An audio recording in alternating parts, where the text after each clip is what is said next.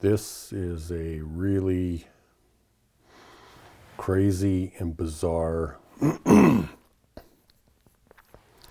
video, and I'm going to cover some topics, contemplating them deeper than I've ever done on video before.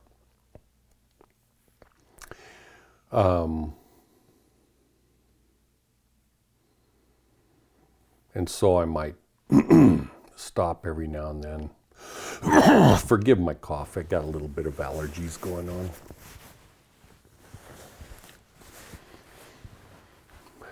I want to get out of the way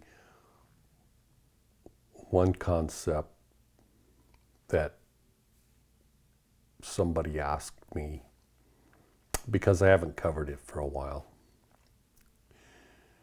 And it's pertaining to the concept of hell. You know, you burn in hell, you go to hell if you're evil. That sort of thing.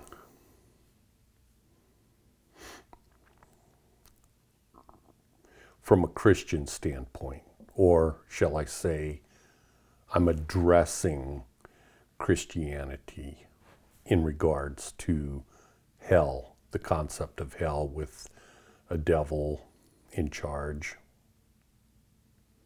Satan in charge, whatever. There's no such thing as hell. It doesn't exist. It never will exist.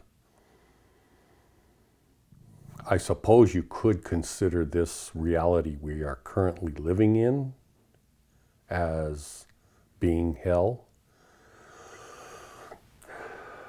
But then why would you fear dying and going to hell when this is hell? So if you were to go to a hellish existence, it's going to be better than this.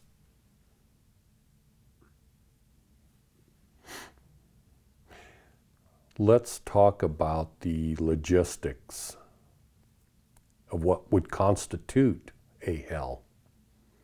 So, if you're dead, you're immortal, you can't die again, so there's no fear of death. So I guess you could be punished for all eternity in eternal fire and stuff like that, according to what they say. But why wouldn't you just go, oh, well, this is interesting. Let's explore these fiery deaths, all these horrible demons killing you over and over again and everything. This is kind of interesting.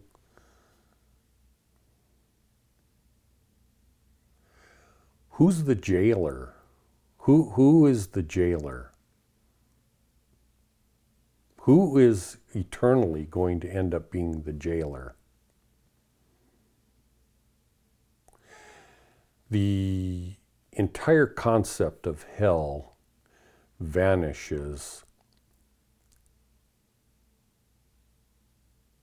when you become more aware or more enlightened, or God reveals the truth to you clearer.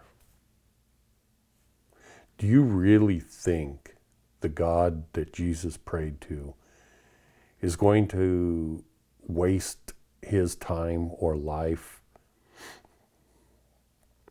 being in charge of hell? Do you really think that if there were a God that created everything, that he would create a reality that caters to allowing an individual like Satan to be in power and to control this hell for all eternity?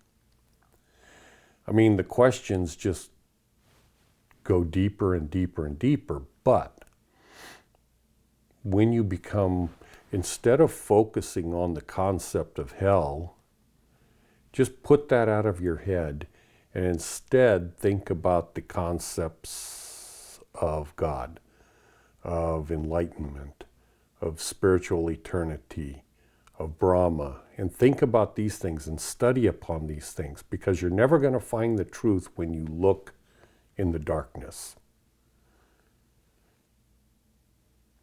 The concept of hell was created by Christian authorities seeking after power and authority, to be able to control the masses, the followers, the believers, the Christians, in such a way that they would fear finding out what the truth is, so instead they would remain ignorant for their entire mortal existence, giving power and authority to the leadership of those churches and organizations.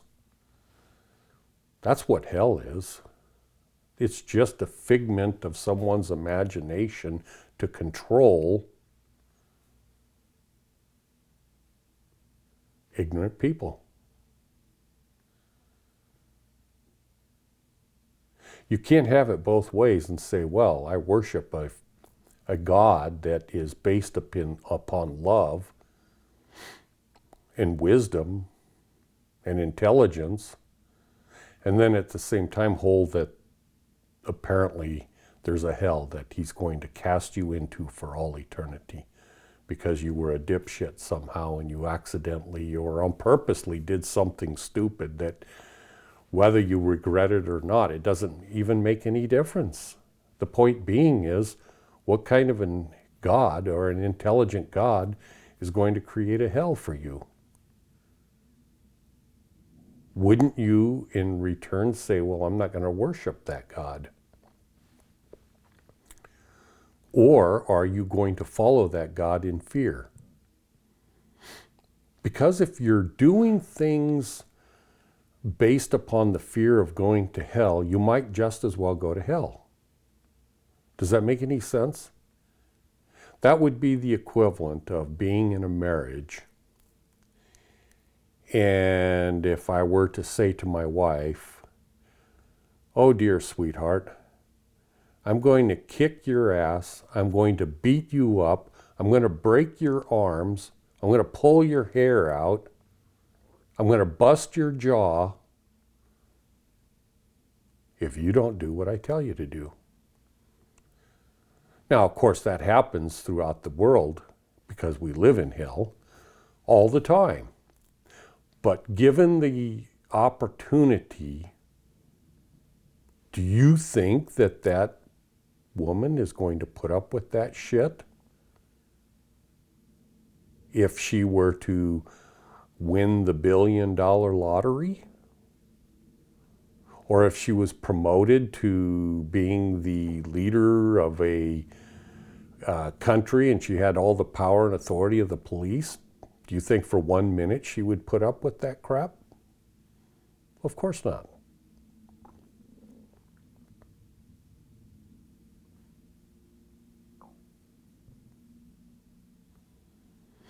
There is no such thing as hell.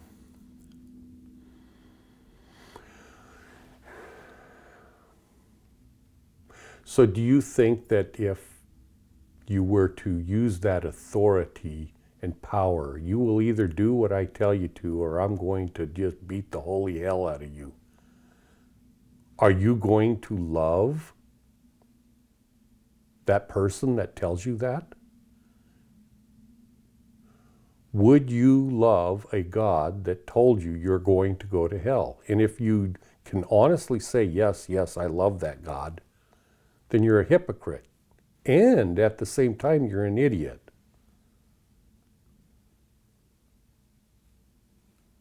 And furthermore, a God that would listen to you and you say, well, I worship you because I fear going to hell. Any self-respecting God would say, I don't recognize you or your love or your respect or anything else. I don't want to have anything to do with you because you don't genuinely love me. You love me because you fear me, but that's not love. That's called fear.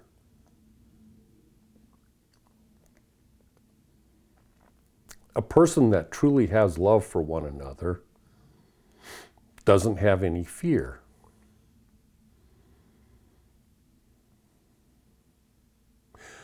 That's a segue for me to move into the next topic of discussion. Having no fear gives you the freedom to question the nature of God, the nature of reality, with zero fear, just a childlike, inquisitive nature, and say to this God, what the hell is going on? What's really happening? Who are you? What do you stand for? What are you? What are you that I should worship you? Or are you the type that says, what can you give me?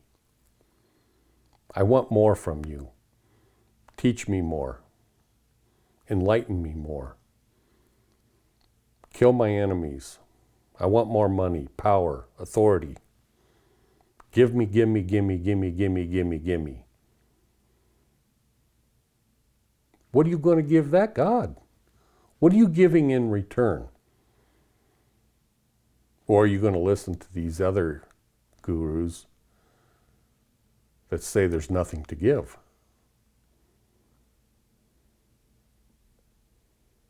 If there's nothing to give, then why would this God be interested in you? I'm not talking from a non-duality standpoint. It sickens me to even discuss the nature of non-duality because it's so ignoramus that I just feel like it's such a waste of time to entertain such an idiotic concept that I have to address that with people because they actually believe that. Because just like the Christians that believe in hell, spiritual followers of Sanatana Dharma or anything else, or Advaita or whatever, believe the same bullshit about non-duality. And I find it disgusting that I even have to address the fact that it isn't true any more than hell is true. They're both concepts created by people looking for power and authority.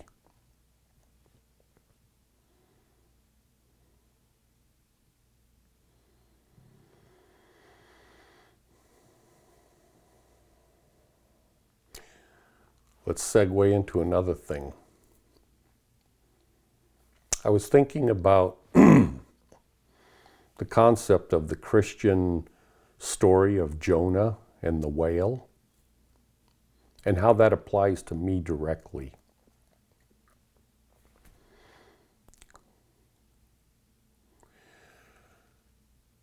I don't want you to take the words I'm going to say in such a way that you would think that I don't love you, or that I don't want to help you. But at the same time, I want you to understand what I am personally feel. The reason I want you to understand the way I personally feel is because you may get there someday yourself.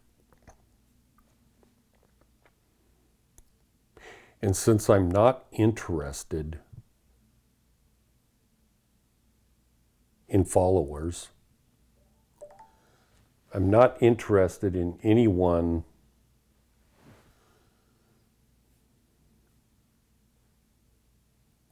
worshiping me, giving me power, authority, or money.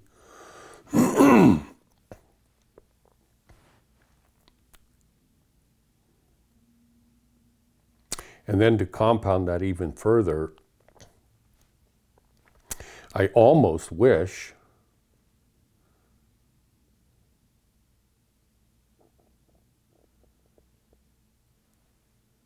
that my camera and video would be destroyed. I almost wish that my internet would go down. I almost wish that somehow everything were made impossible so I wouldn't have to do this anymore.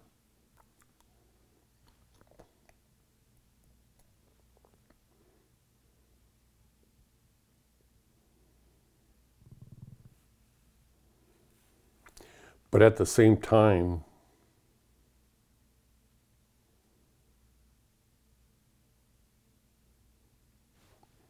the most meaningful thing I do in life, at this point in my life,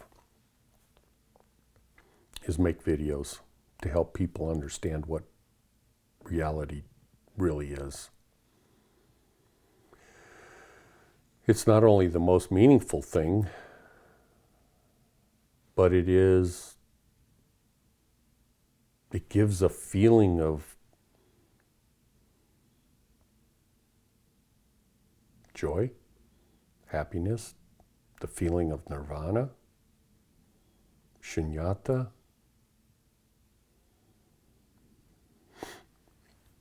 Enlightenment.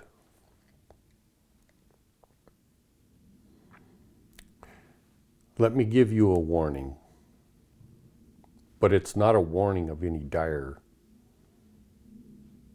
problems.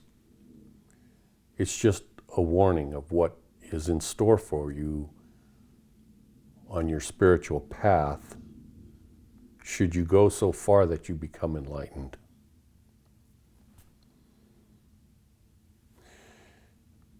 And that warning is, you're going to find it difficult to function as a normal person in this world.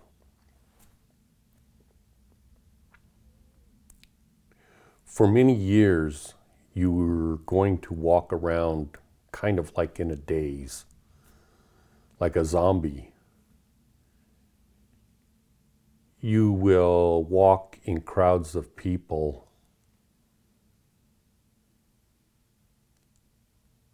as though you're on LSD or DMT or some sort of entheogenic drug, and yet you're on nothing.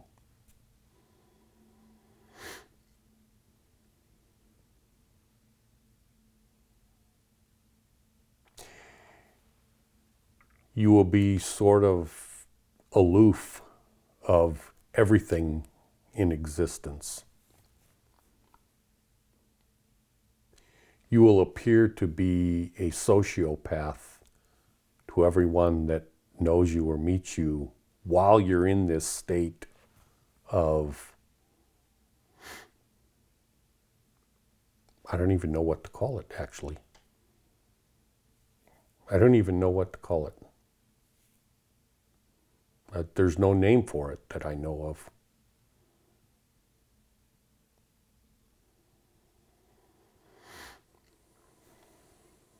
I'm going to segue into another thing.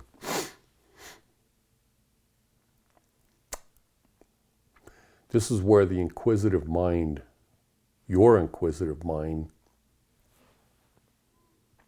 needs to go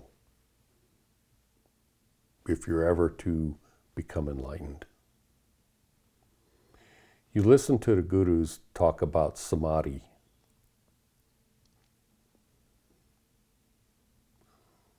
Or deep meditation. I find myself just staring off into nothingness as I'm talking because I'm in that state right now. It's so weird. Anyways, sorry. Where was I? Samadhi, yeah.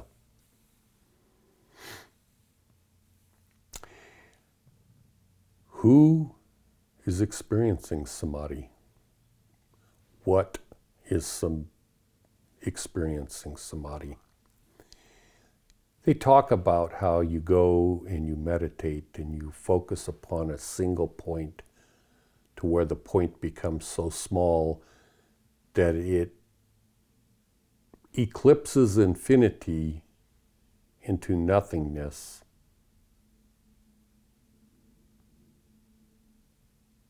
it becomes so small that it is smaller than the smallest. It's infinitely smaller than an atom.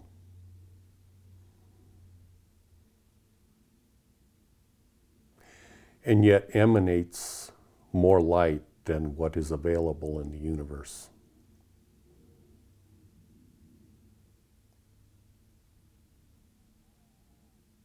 All the while you're a human being experiencing this.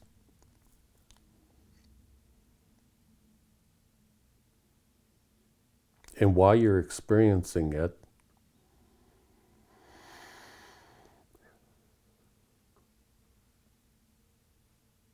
you know that if you question things, you know that the physical human body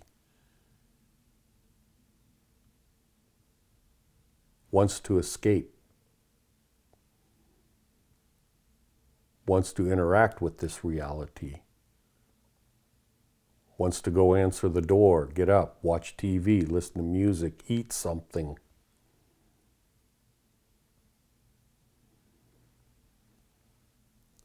And so something is forcing it to focus upon this single point of nothingness that's larger than the universe.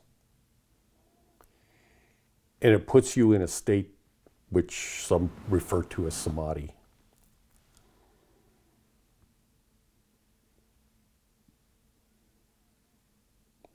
And in this state of being, time ceases to exist. Time exists for the entire universe, but for you, it ceases to exist.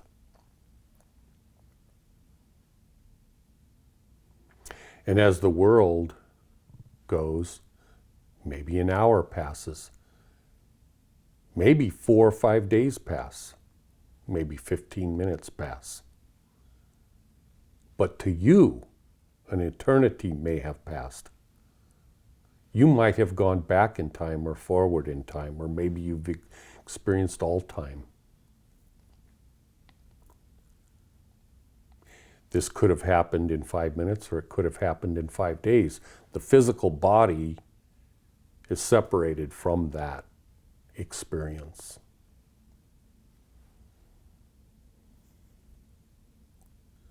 But what is forcing the body to maintain this samadhi? What is forcing the body to focus upon this nothingness and to be in a state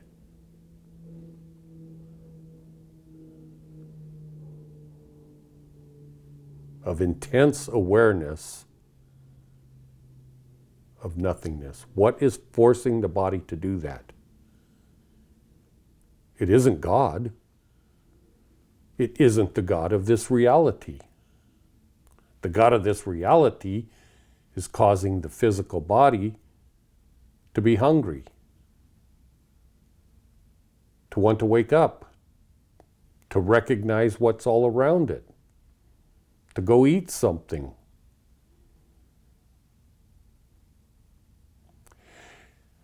And Brahma, the God of all realities, doesn't want anything other than to provide a reality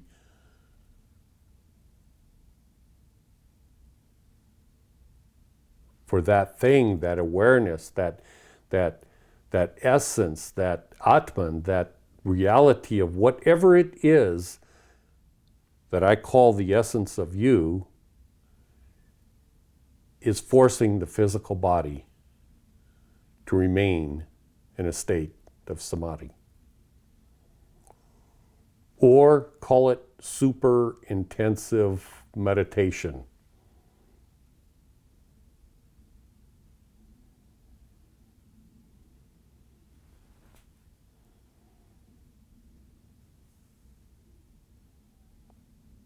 It is that thing that's causing that to take place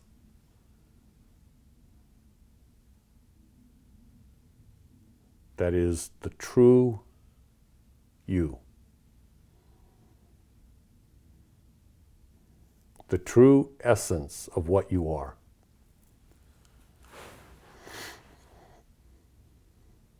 That thing that's causing that to take place, that is the force, the power,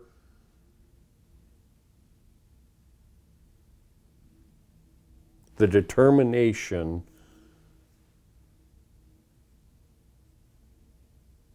to continue experiencing samadhi, that thing, that essence of what you are, that is the thing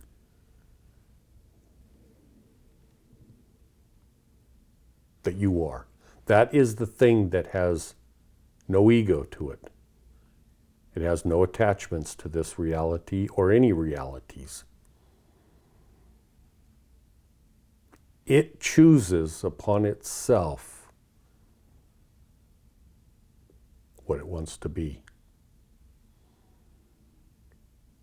It is the thing that chooses to question Brahma.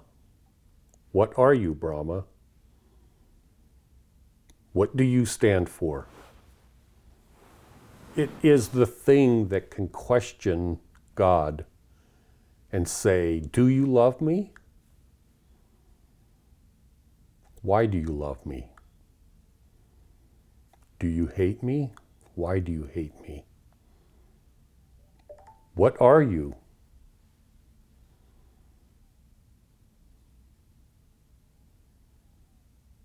Why do I feel this draw to you?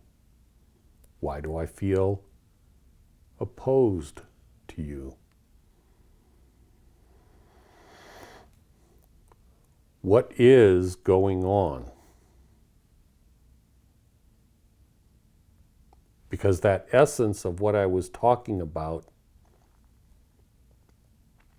can get to the point where it can say, I no longer believe anything.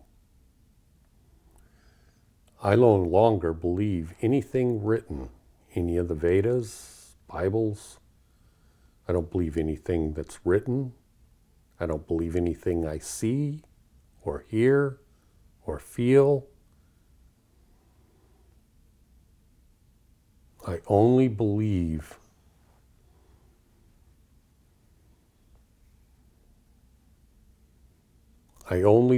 what I know. And then you have to question, what is it that I know? I know what I used to believe, but what do I know? What do I know?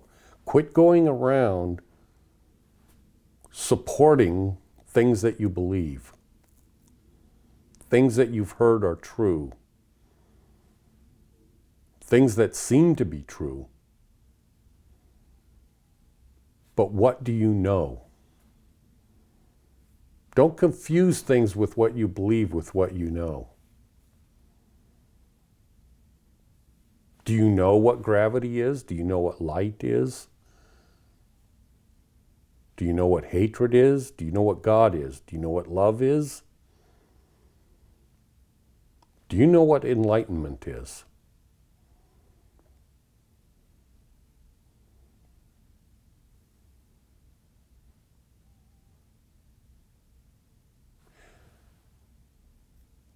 That essence that's behind, the power that causes you to maintain super deep meditation, super awareness of samadhi, that thing that's causing that to happen, that's you.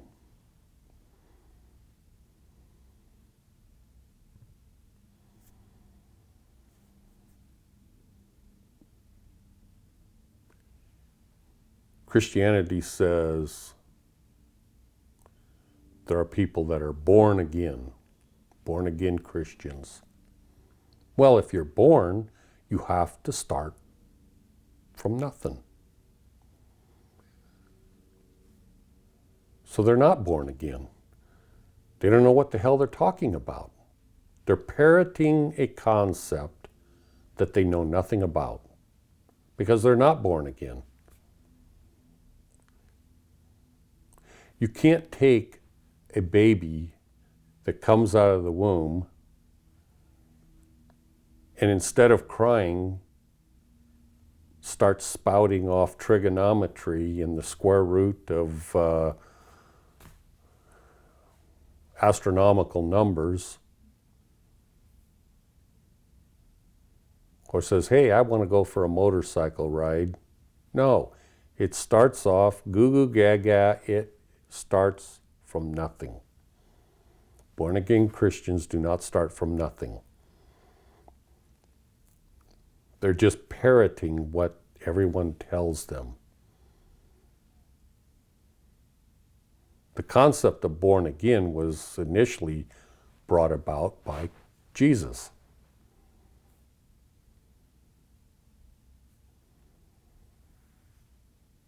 And that really was a concept of being born again. A sort of enlightenment, a sort of rearranging of all things.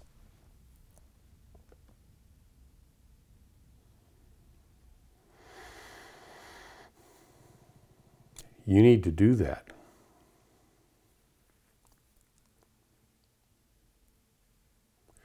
To move forward in your spiritual path.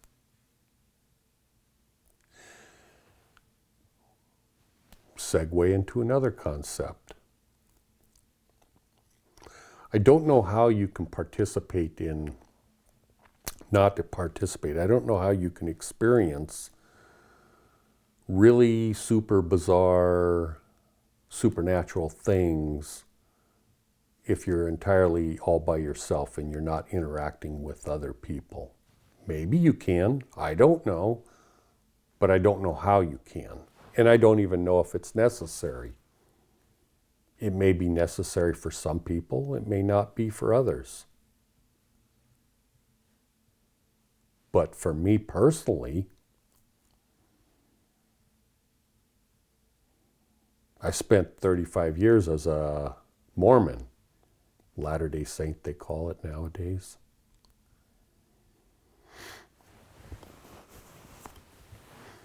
And of course I thought it was true. So just because I thought it was true, I utilized that organization and those people and those friends and everything to do exactly what they teach, even though what they teach nobody actually experiences in the church.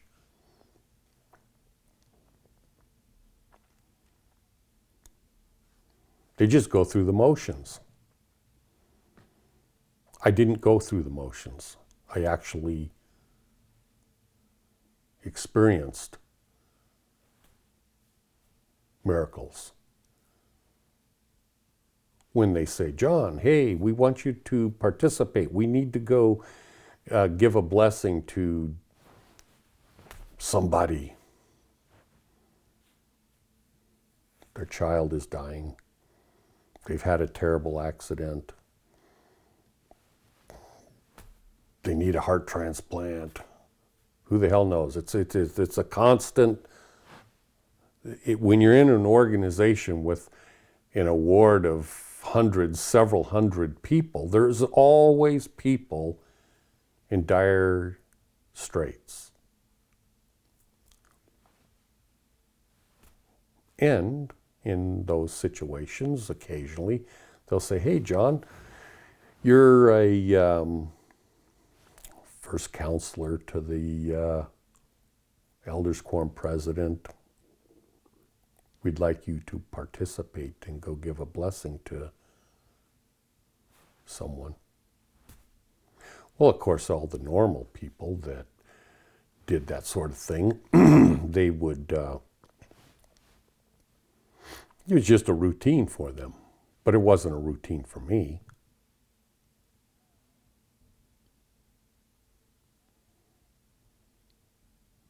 As soon as I'd get that phone call, I would go on my knees in my home. I'd find a quiet place. And I would fervently pray to God that I would be guided and directed as to what to do.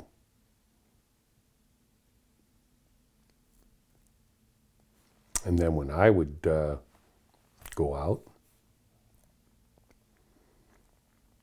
missionaries or whoever would say, who's going to anoint them, who's going to give them the blessing, whatever. Oh. I almost never liked doing the anointing with oil because that's all you do. Because I felt such a close tie to God, I was glad to have the opportunity to give the blessing. And sometimes I'd lay my hands on their head and the other elders would participate. And I would be silent sometimes for minutes. Okay, God, what do you want me to give? What do you want me to do here, God? This isn't me giving him a blessing. I don't have some supernatural power. I'm not Superman. I'm not God. I'm not whatever. I'm just channeling your power, your authority for their sake, and they've asked for it.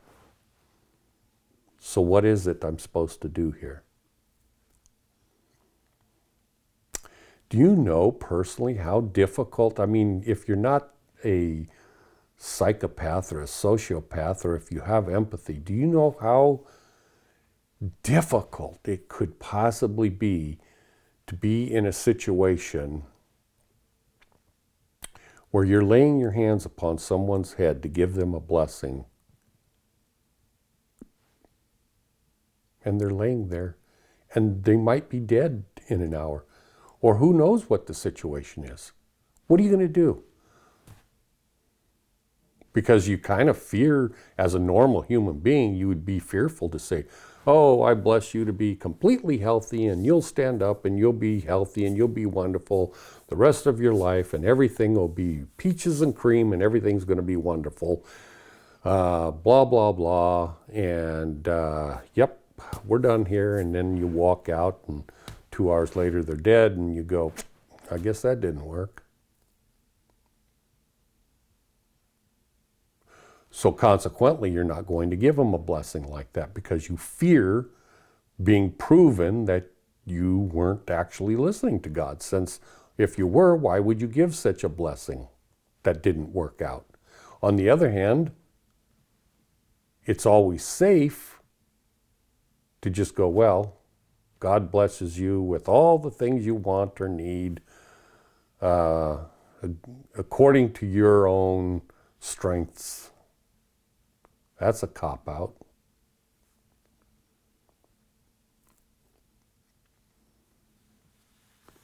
I witnessed so many miracles over the years, beyond all imagination. And I'm not talking fake garbage. I'm talking miracles of people that should have died that didn't die. Children that were given the parents told they were going to die, prepare, and they live to this day.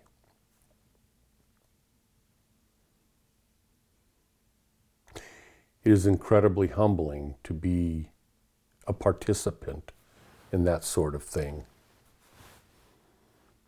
Had nothing to do with the church that I was in. Had everything to do with the individual, me, and God. Everything to do with that.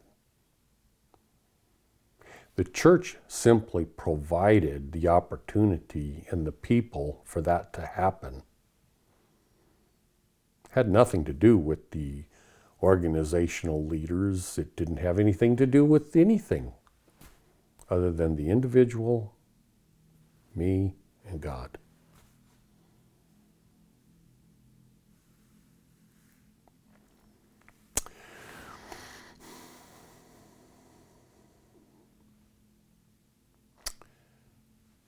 Very bizarre period of my life, for sure. Seeing miracles all the time. It was not only really cool, but it was like, oh my God, you just can't imagine the stress involved. And then eventually, the stress went away. I didn't care. I had so much total faith in God that I didn't care.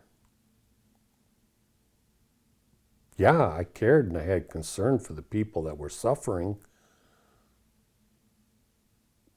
but I'm not the person given the blessing. I'm just a warm body participating.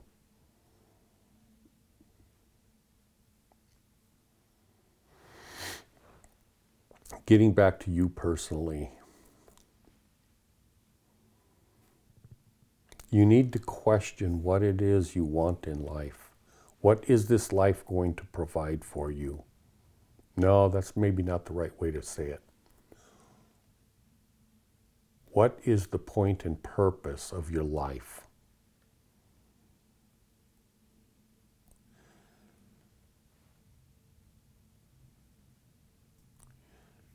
There's a concept of a zombie. It has no self-will. It's an automaton. It's a robot. And then there's the concept of an individual with free will.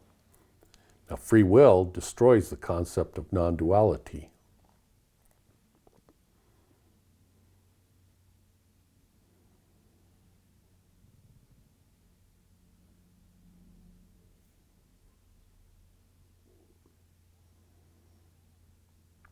I think I'm going to end it at this point. I think I've covered enough. I just want you to know that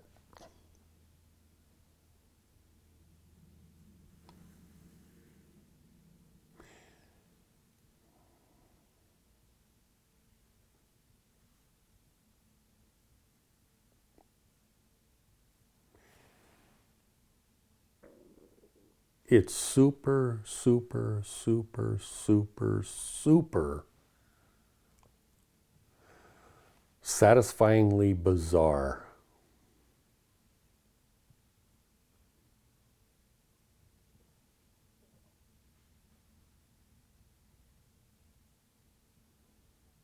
to exist in this physical reality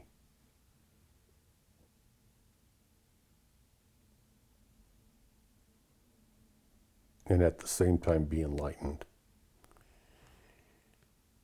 It's pretty much nothing like what people tell you.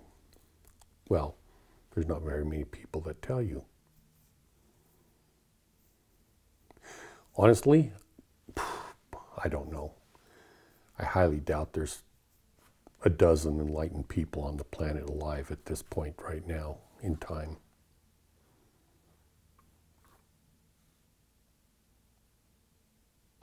And I'm smiling because I recognize that saying that almost all people, if not all people, almost all people alive that would ever hear that would be so, I don't know if the right word is offended, but so argumentatively like, you're so stuck on yourself, you think so much of yourself, you're disgusting.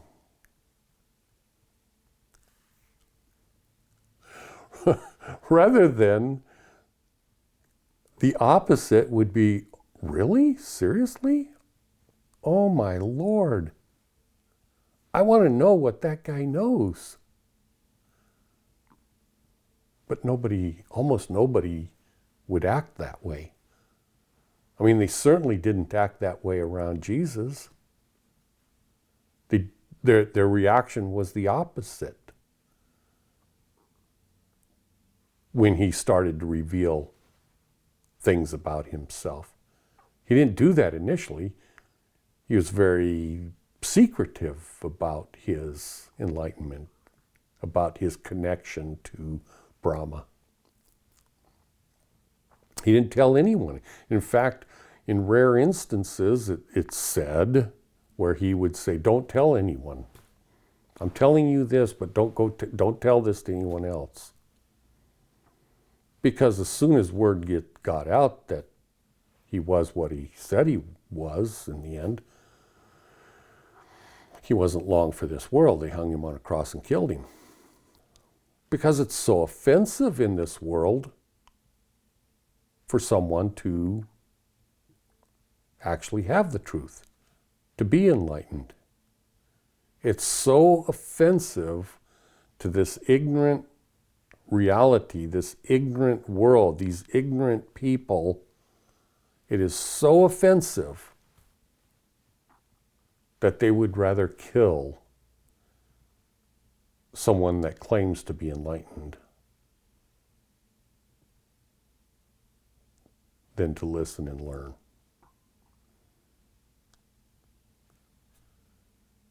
That's the way it's always been. In other yugas, hundreds of thousands of years ago, when righteousness was prevalent upon this face of this earth, it wasn't that way.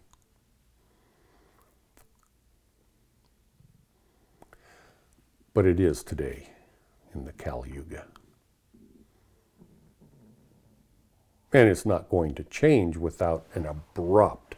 It's not like you go through the different yugas of time and you get to the end of the Kali Yuga and then you start going back righteousness and better, and it doesn't do that. No, the cycle, and it doesn't work backwards. It goes this way. And at the end of the Kali Yuga, it's like a total annihilation, destruction, and then it starts all over.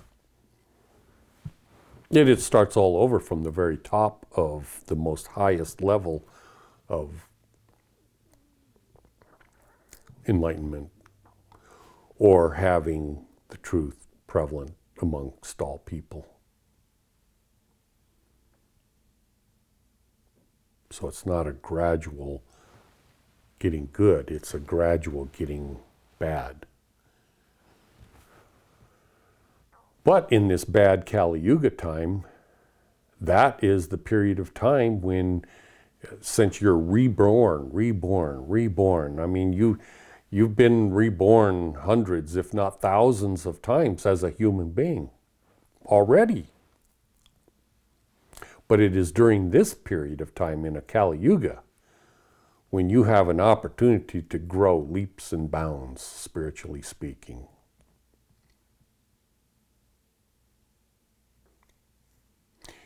It's real easy to learn spiritual truth when you're in a reality realm where it's everywhere, accepted by everyone. It tries you to the core of your existence to follow those truths during the Kali Yuga when everything is dark, evil. The truth is nowhere to be found easily.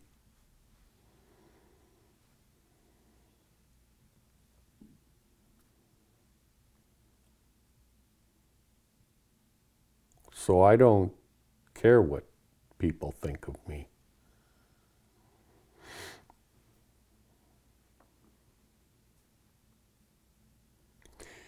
If you were to secretly come to my neighborhood and you don't let me know you're here, what would you find?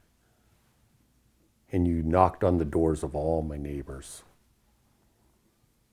And I've been here for more than 14 years in this one house. What would all my neighbors say? What would they tell you? Not a single one, and I know many, many neighbors, not a single one would say, "What? He makes spiritual videos? What? I didn't know that."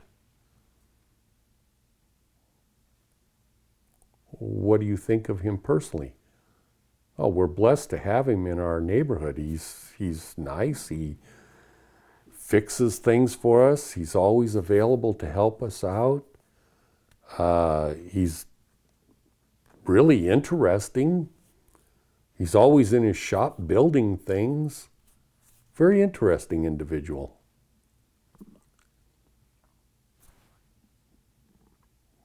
What would you find out if you were asking my family members? Same thing. That's what you'd find.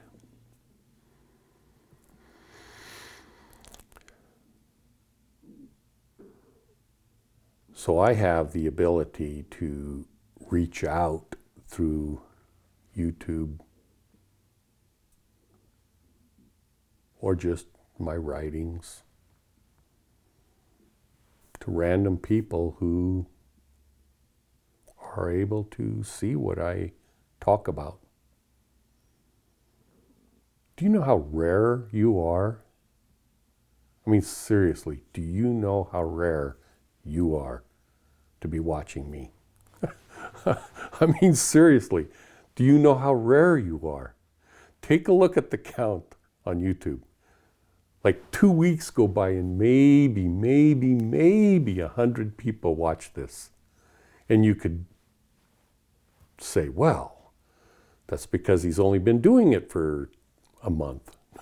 No, you look at the history of me. I've been doing this for well over 10 years. It's like I'm almost a pioneer in this. I've been at it for so long. But nobody, when I say nobody, very few people watch these videos in comparison to how many people would watch a video of somebody farting into a jar or hula hooping or ripping the heads off of bunny rabbits or any kind of bizarre bullshit, crazy shit. Well, you'd have tens of thousands, hundreds of thousands of views, millions and millions of views and followers. Don't think for 1 minute that it is normal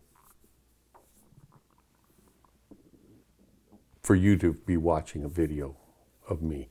Don't think for 1 minute that's normal. It is highly abnormal. It is amazing beyond all amazing that you found a video of me. And you have no idea what you're watching or listening. You don't know. But you watch because you think, this is interesting. It's kind of fascinating. I don't know what it is, why I'm watching this guy. I don't know why. I don't know why.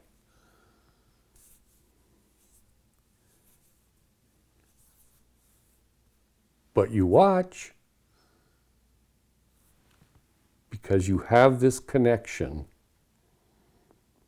to God and you don't even know it.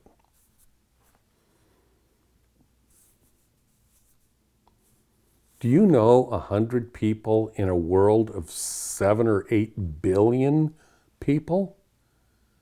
That the number of 100 that watch these videos, 100, and I've been doing it for decades,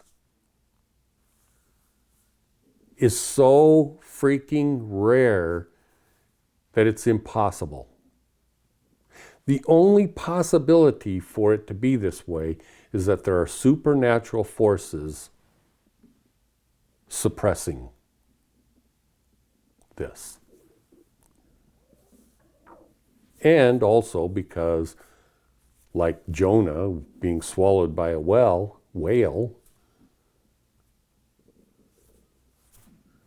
maybe I kind of reluctantly even make the videos. It's certainly not doing it for money. I don't promote anything I do. I do it because I love God. I do it because I love those that love God. I do it because I know that this reality isn't real and that you are real. And that the opportunity to be an eternal, loving friend with you is more valuable than the entire universe.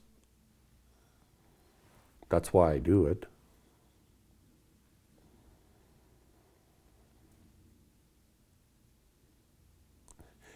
Interestingly enough, that's why God does it. Brahma. Same reason. Do you think for 1 minute Brahma created this universe and reality because it's entertaining? Do you think Brahma did it because he enjoys what? What does he enjoy? What's the point of doing something that you know everything there is to know about it? You're the all-knowing God. Okay. How boring could it possibly be? Oh, wow. There is only one reason. God did not create you.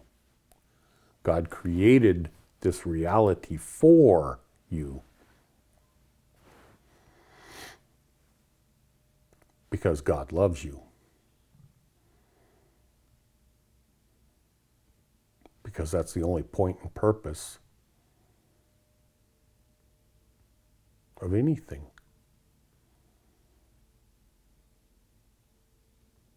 I could go way, way, way, way, way deeper into that, but this video has already gone plenty far.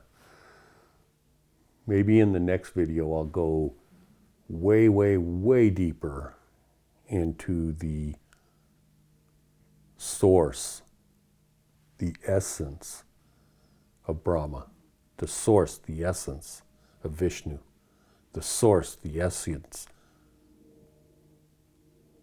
of Shiva, Satan, yourself, Holy Ghost, Spirit, Soul.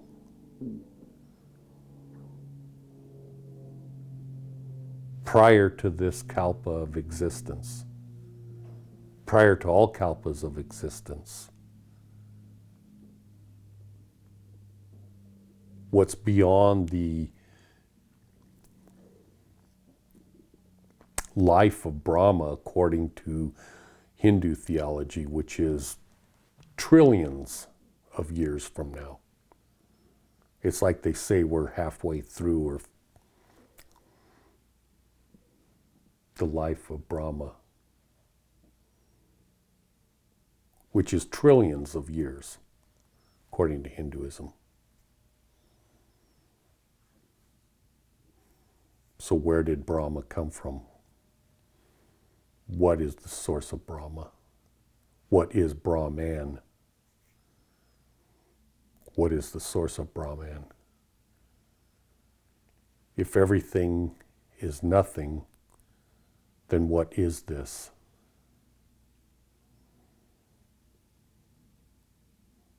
What's wisdom? What is intelligence? Why does philosophy exist?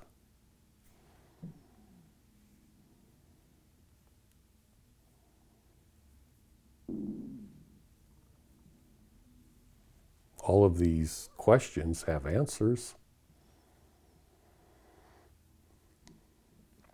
But you kind of have to have all of this understood before you can understand that.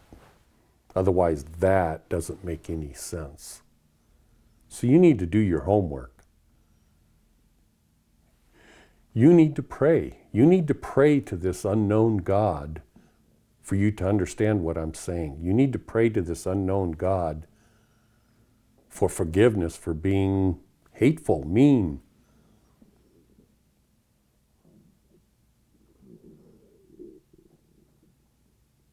Have hope that there's a way for you to transcend ignorance, transcend hatefulness, transcend unawareness. You are living in a time when you have an opportunity to know all these things, what it all means. And of course, when you get to that point where you know, according to Buddhism, that's the end. You're not going to be reborn again. Well, reborn again as what? Well, as a human being.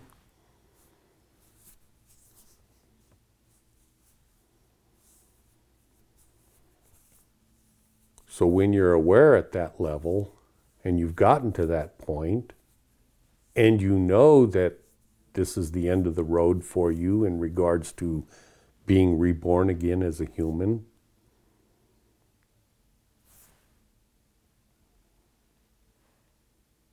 you want to relish the time you have left and take advantage at every opportunity to help other people become more awakened or aware. I'm sorry if my stomach is growling. I guess it's noontime or whatever.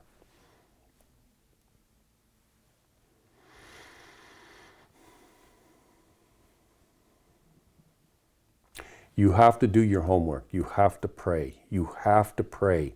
Pray that you will know what is in my head so that it will be in your head. Pray to know what is in the head of God so that it can be in your head.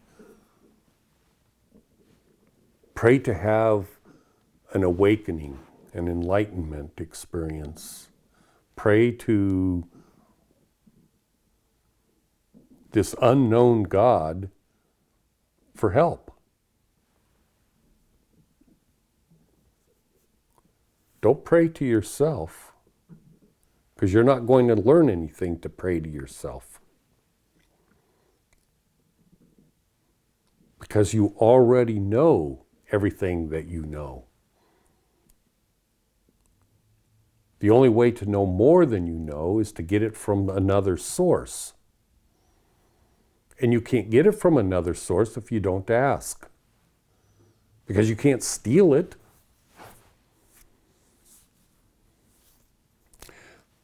In closing, for those that I addressed in my initial opening, there is no hell. There is no hell.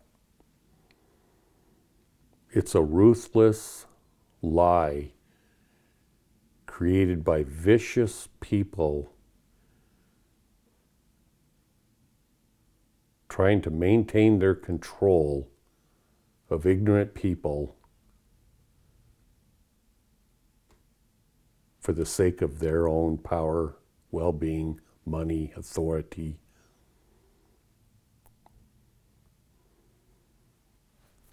Don't waste your time. Quit thinking about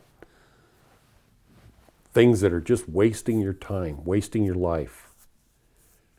If you have this fear of this dumb-ass concept of hell, if you have that fear in your head, you're not going to do anything. It's like in sports or something, like, oh, I'm going to run and I'm going to jump. Well, if you fear you're going to hurt yourself, well, why would you jump? Why would you pole vault? You wouldn't do anything. You'd sit like a couch potato watching it on TV. You wouldn't do anything if you were in fear of hurting yourself. People that do those things are not in fear of hurting themselves. Do they hurt themselves? Yeah, all the time. But they're not in fear of hurting themselves. They don't even think about it.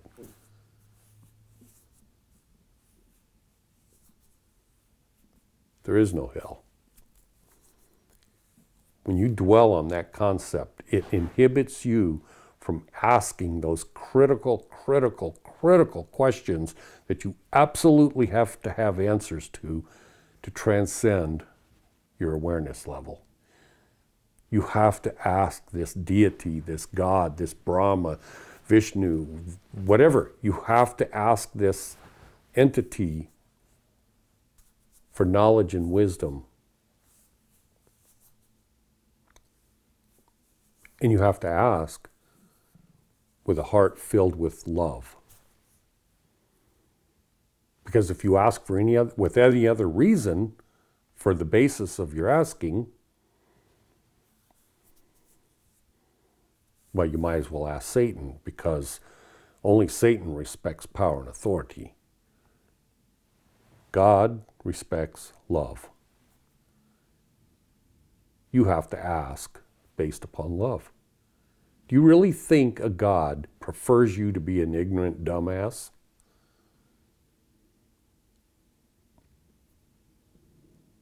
Because if you do, you've been brainwashed. God wants you to be as knowledgeable and intelligent and as enlightened as God is. But God can't force it down your throat. You have to ask.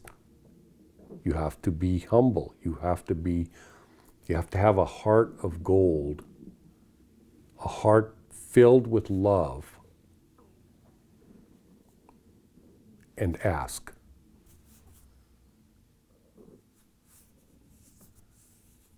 And it takes years and years and years, decades, a lifetime to have those questions answered. But that's better than samsara and keeping the wheel alive and going round and around and around and around and around like a puppet. Anyways, thank you for watching. I love you. And yeah, I hope some of this meant something to you.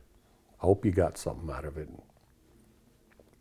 Recognize that I am your friend. Regardless of how I talk like Jonah. I don't want to do this. I don't want anyone to watch my videos. I hate this. I do it because I'm your friend. That's why I do it. Thank you for watching.